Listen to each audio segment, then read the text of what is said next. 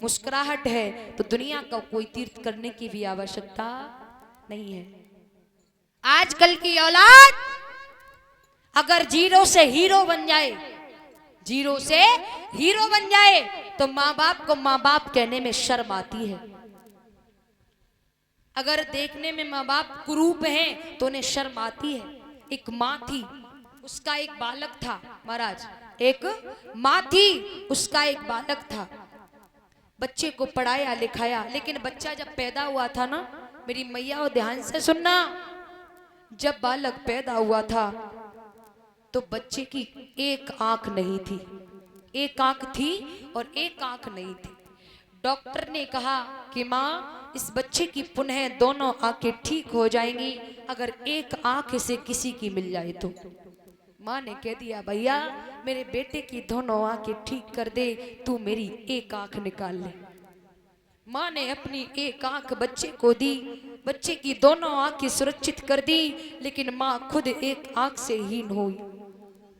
भाई बच्चे को मेहनत करके माँ ने पढ़ाया, बच्चा बड़ा हुआ, पढ़ करके योग्य बन गया, बहुत बड़ा एसडीएम बन गया। जब एसडीएम बन गया तो बालक शहर में जाकर मकान लेकर के वहां रहने लगा।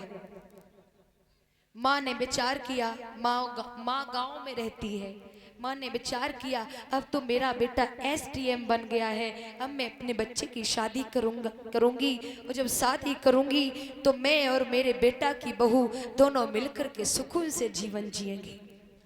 और उस बच्चे ने अपना गांव क्यों छोड़ा? क्योंकि माँ एक आंख से कानी थी, शर्म की वजह लोग कहेंगे ये तो कानी का बेटा है, इस शर्म से उसने घर छोड़ा।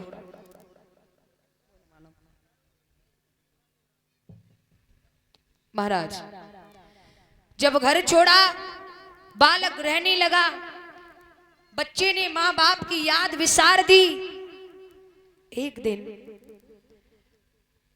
माँ ने बच्चे के लिए फोन किया, बेटा अब तू बहुत बड़ा डीएम भी बन गया है, मेरी इच्छा है कि बेटा मैं तेरी शादी कर दूं। अब बालक कहने लगा माँ तू मेरी शादी की चिंता ना कर, माँ तू परेशान नहीं होना, मैंने अपनी शादी कर ली है। उसने अपनी इच्छा से उसी शहर में रहने वाली लड़की से राजी बाजी से शादी कर ली। माँ सोचने लगी कोई बात नहीं।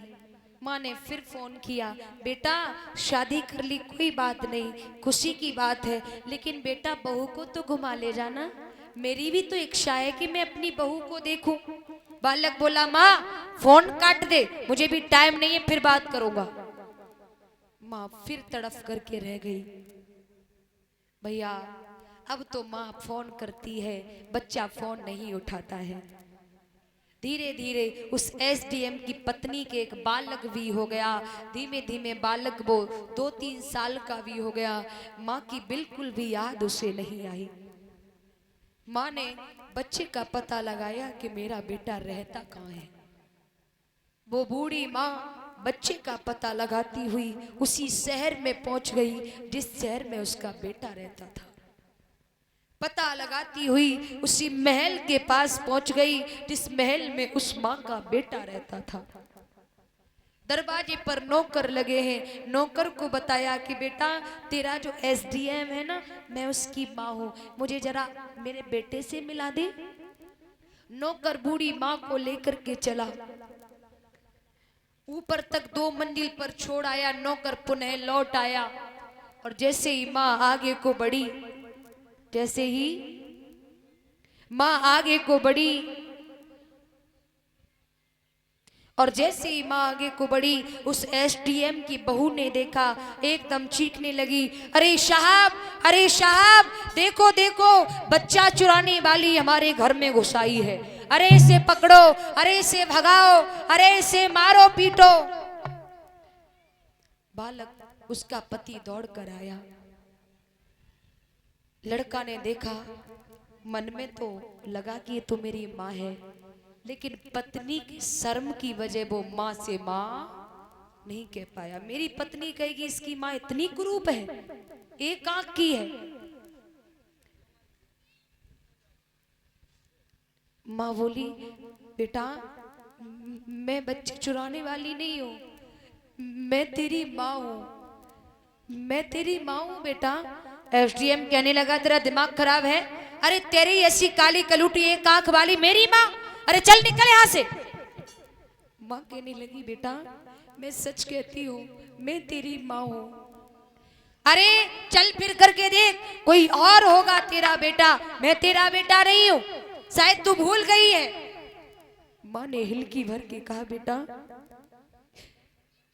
हो सकता है कि मैं भटक करके तेरे पास आ गई बेटा, हो सकता है मैं भटक करके तेरे पास आ गई बेटा, लेकिन मैं सच कहती हूँ ठीक तेरी ही शकल का मेरा बेटा था, ठीक तेरी ही शकल का मेरा बेटा था, तेरी तरह बिल्कुल तेरी तरह दिखता था। लड़के ने ढकेला मारा, चल निकल यहां से। माँ रोती हुई निकल आई, ऊपर से नीचे उतर के आई। माँ ने सोचा मेरा पति भी मर गया, बच्चे ने भी ठुकरा दिया, अब जीवन कैसा, जियो तो जियो कैसे। माँ ने क्या किया, अपनी साड़ी उतारी, नौकर को बुलाया, भैया एक पत्र लिख दे। नौकर के हाथों पत्र लिखवाया, नौकर के हाथों पत्र लिखवाया कि बेटा जिसे तू बच्चा चुराने वाली कह रहा है, मैं बच्चा चुराने वाली नहीं हूँ, मैं तेरी माँ हूँ। बेटा जिसे तू एक आंख वाली कह रहा है, मैं और से एक आंख ही नहीं हूँ।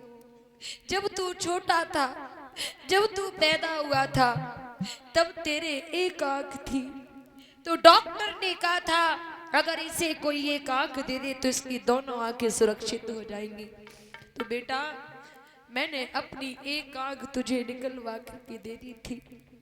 बेटा तू बहुत बड़ा एसडीएम बन गया, सुम्मा को भी भूल गया।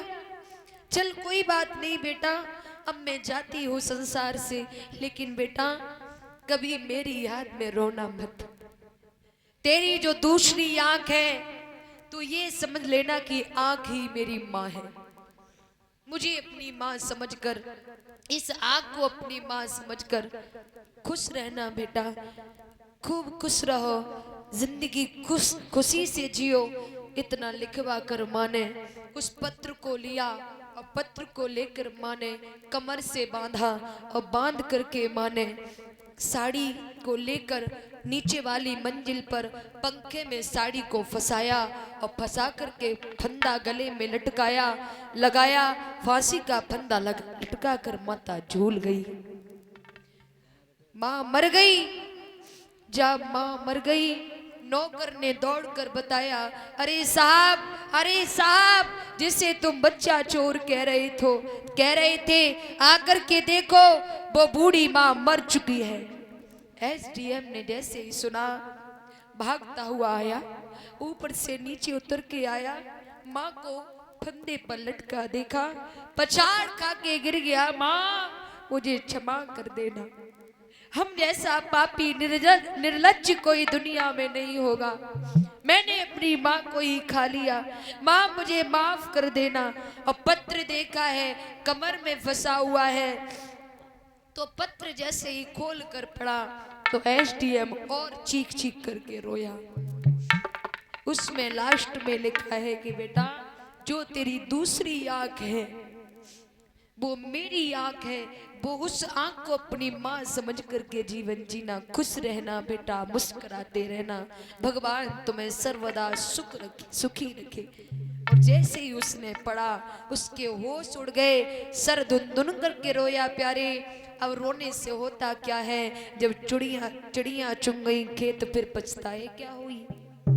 इसलिए प्यारे कहते हैं तुम्हारे माँ बाप ने तुम्हारे साथ कितना परिश्रम किया है, कितना मेहनत की है, कभी उनके अतीत को मत भूल जाना प्यारे। अगर अतीत को भूल गए, माँ बाप को ठुकरा दिया, ये मेरा वायदा है आप जीवन में कभी खुश नहीं रह सकते। घर में कलह आएंगी, पुत्र मरेगा, बेटी मरेगी, कुकर्म करेगी, कोई छत से गिरेगा, कोई ट्रेन से कट के मरेगा, किसी का एक्सीडेंट होगा, ये माँ को कष्ट देने का ही परिणाम होता है। इसलिए मेरा हाथ जोड़कर निवेदन, एक बात और बताऊं, कोई पुत्र नहीं चाहता, कोई बेटा नहीं चाहता मैं अपनी माँ से दूर हूं, कोई भाई नहीं चाहता मैं अपने भाई से दूर हूं, लेकिन जो घर में काले मूड वाली आती है ना, ये घर का सत्यानाश कर देती है। ये घर में जो कारे मूड वाली आ जाती हैं, ये घर का सत्यानाश कर देती हैं। ये कहती हैं छुड़ गए तो हमारे, अगर छूट गए हमारे तो छुड़वा तेरे भी दूंगी। बूढ़े माँ बाप को दुख देती हैं स्त्रियां, पता है क्यों? रामायण में सूपनखा को अहिनी कहा है। अहिनी, अहिनी मीन्स क्या होता है? नागिन। और नागिन किसे कहते हैं? जिसके अंदर क्षमा करने की वृत्ति न हो, वो स्त्री है नागिन। सूपनखा ने अपने भैया रावण को क्षमा नहीं कर पाया था। सूपनखा के पति विद्युत जिह्वा का वध रावण ने कर दिया था। तो सूपनखा ने प्रण किया था अपने पति का बदला अपने भैया से ही नहीं, भैया के वंश को मरवा करके लूंगी मैं। तभी तो सूपनखा ने राम जी से जाकर कहा था तुम सम पुरुष न मोह सम नारी। इसका भाव ये नहीं है कि तुम्हारे कितने सुंदर और मेरे कितने सुंदर, नहीं, उसका भाव है तुम सम पुरुष, यानी हे राम तुमने भी प्रण किया है रावण कुंभकर्ण जैसे राक्षस को नहीं छोड़ूंगा, और मैंने भी प्रण किया है कि रावण कुंभकर्ण के वंश को नहीं छोड़ूंगी। हमारे तुम्हारे एक ही भाव मिल रहे, इसलिए तुम सम पुरुष न मोह सम नारी।